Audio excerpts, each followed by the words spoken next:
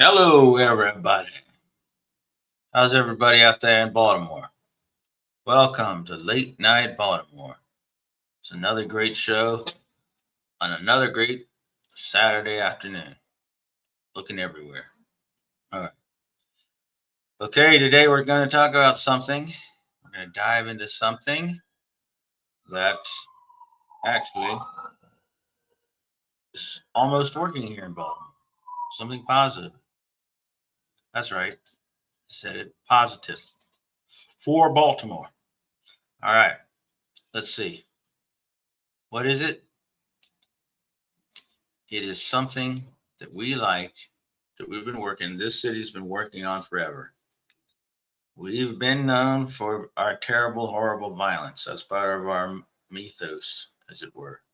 But today we're talking about something called the Group Violence Reduction Strategy, or GVRS.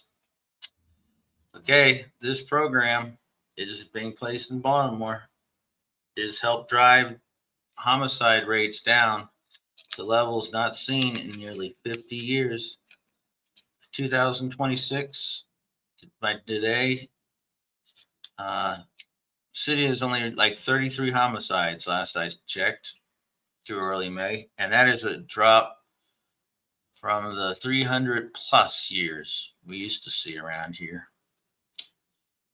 So we're going to look at how this GVRS started, and if it's working, and what are the criticisms behind it. All right.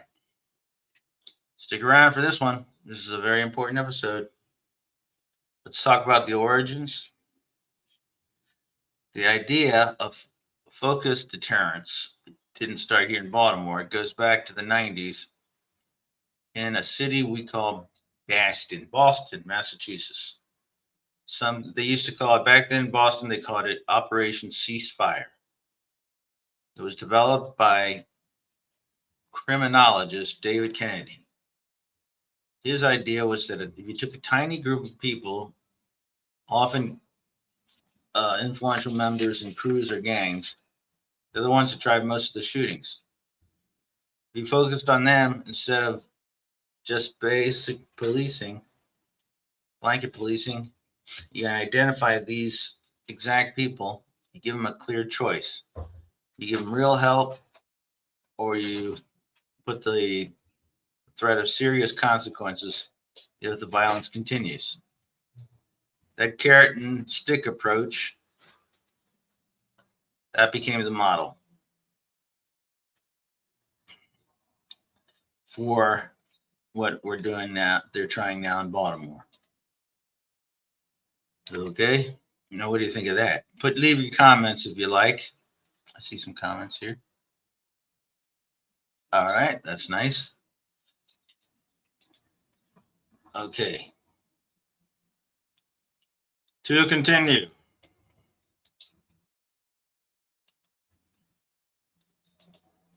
Let us continue, and let us continue.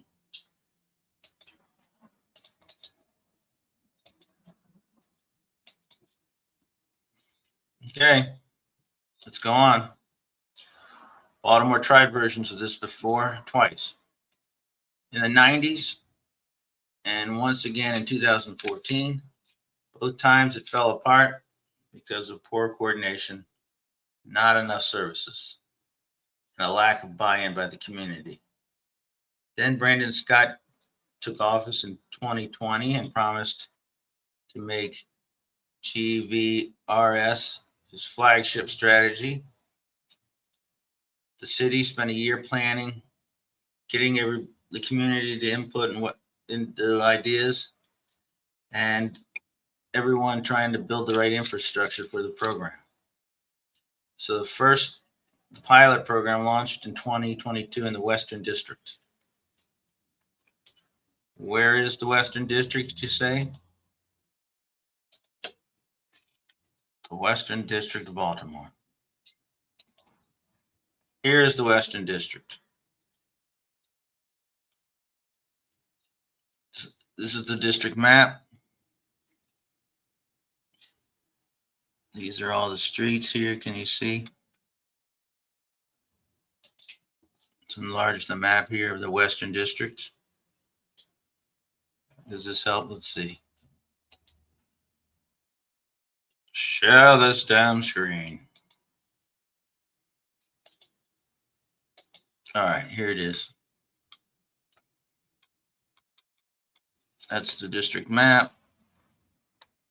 Neighborhoods in the Western District are Sandtown, Winchester, Penn North, and Druid Hill.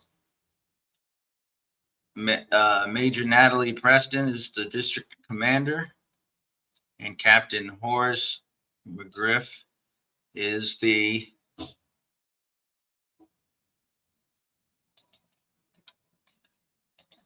district executive officer of the district. And here is the Western District headquarters. Address is 1034 North Mount Street, and their number is 410-396-2477. Okay, now,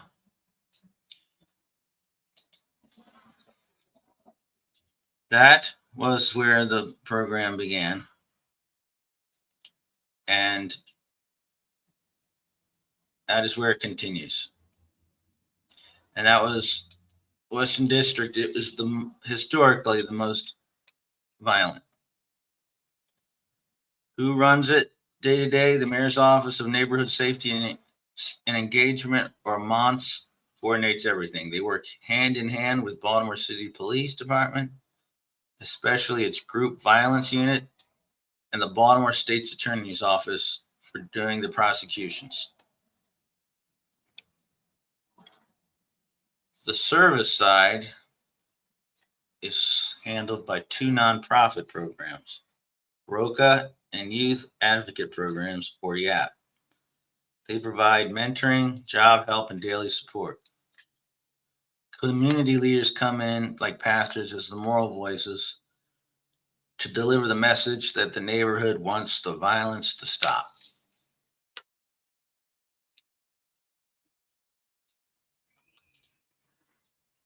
On the legal side, it's backed by the local police and prosecutors, and the prosecutions who prosecute the crimes. And they can pull in state and federal partners like the ATF, the FBI, Maryland's Attorney General's office when it's needed. So it's a multi-level team that is involved with this. Now, how do the actual notifications work? Baltimore leans heavily on custom notifications, small one-to-one meetings. After a shooting, a team shows up at someone's door, pulls them in. That team will include a high-ranking police officer, someone from MONSE, a counselor from ROCA or YAP, and a community member. And they make the message crystal clear. We know who you are. We care about you. Here's real help. We can give you job training, even stipends, things that'll change your life. But if you keep shooting, we're coming at you with everything we've got. Every charge, every resource. They started with these personal visits to get the message right before doing bigger group call-ins. Between 2022 and 2026, they reached 367 high-risk people with these services.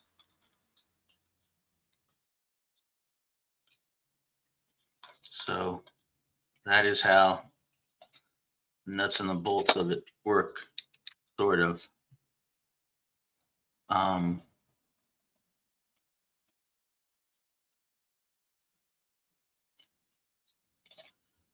Okay, now,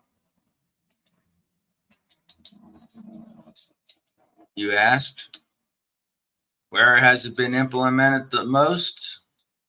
Well, it started in the Western District, then it rolled out to the Southwestern District in 2023, Central and Eastern in 2024,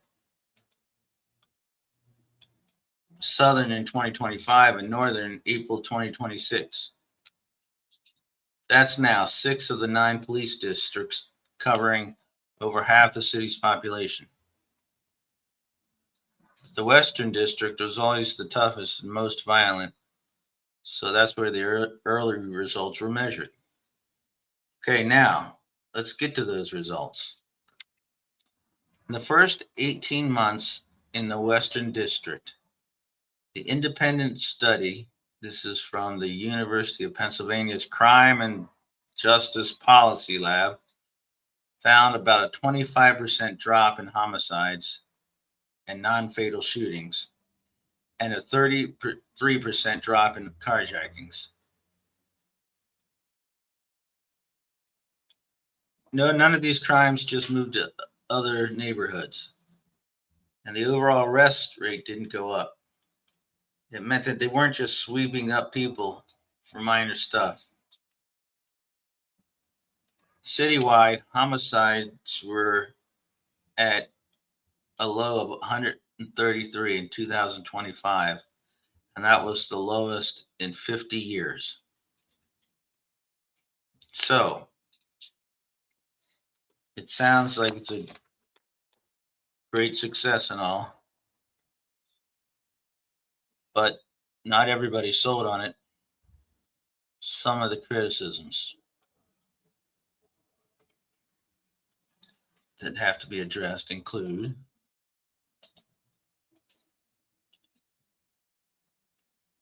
some activists and community voices say it's still too police heavy, that it's more stick than carrot. They worry about the surveillance aspect and targeting. They feel are like unfair or like old school crackdowns. It's just a new name. Others point out past versions of this strategy failed in Baltimore. So why should this one succeed? And there's a lot of debate about how much of the citywide drop is from GVRS versus better prosecution and the national trends that began around 2022 nationwide.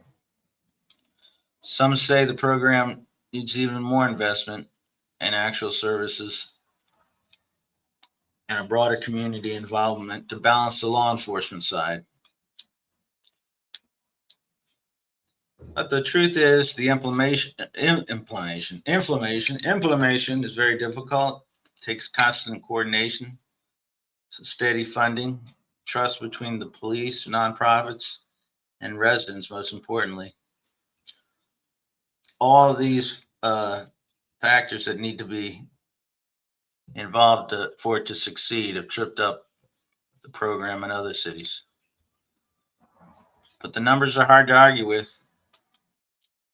The city keeps pushing it and now sticking with it, and they wanted to push it citywide. So if you're listening to this, if you know anything about this, what do you think? What do you think other cities are doing that Baltimore could model that would help drop the crime rate, the homicide rate, and the violent crime rate here in the city to improve the quality of life and make it a safe place? Okay, that's about it for now.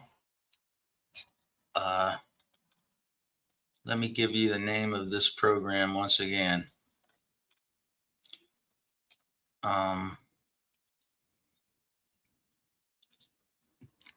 It's the Group Violence Reduction Strategy, or GVRS, and it goes through the mayor's office, Mayor Brandon Scott.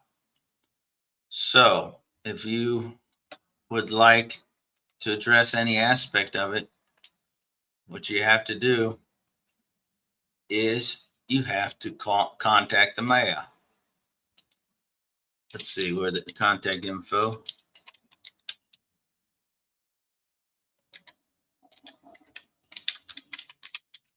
let's see. Yeah, everybody.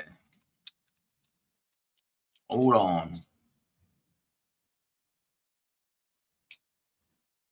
Okay. Here is the info. It's managed by the Mayor's Office of Neighborhood Safety Engagement with which is MONSE. You can email MONSE with questions at monse.gvrs@baltimorecity.gov, or you can call directly at 410-936-3100 to get information and to get any assistance. Let me show you let me share the website there. Hold on now. I'm going to share the website.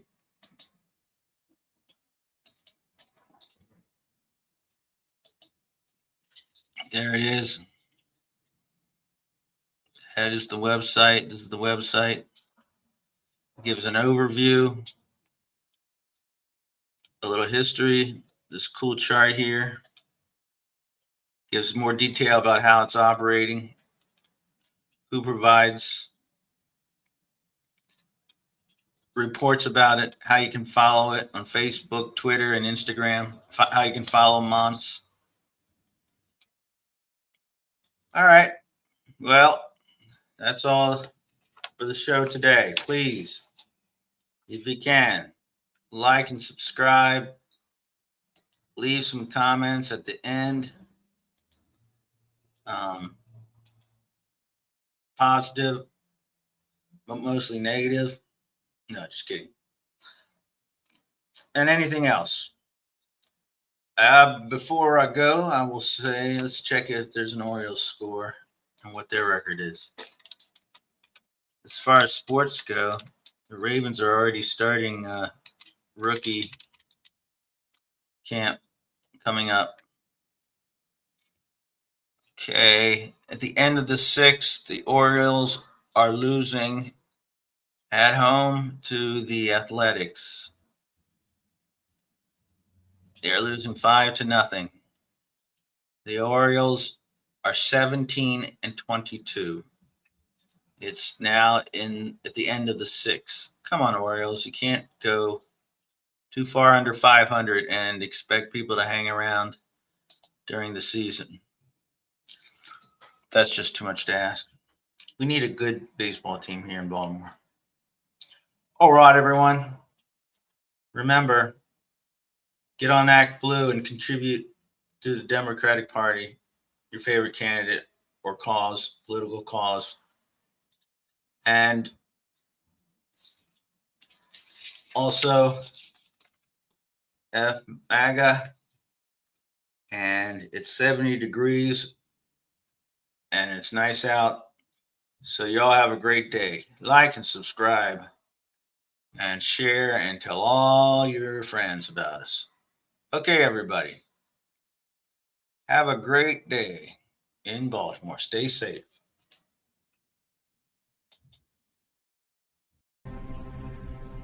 Big Rooster.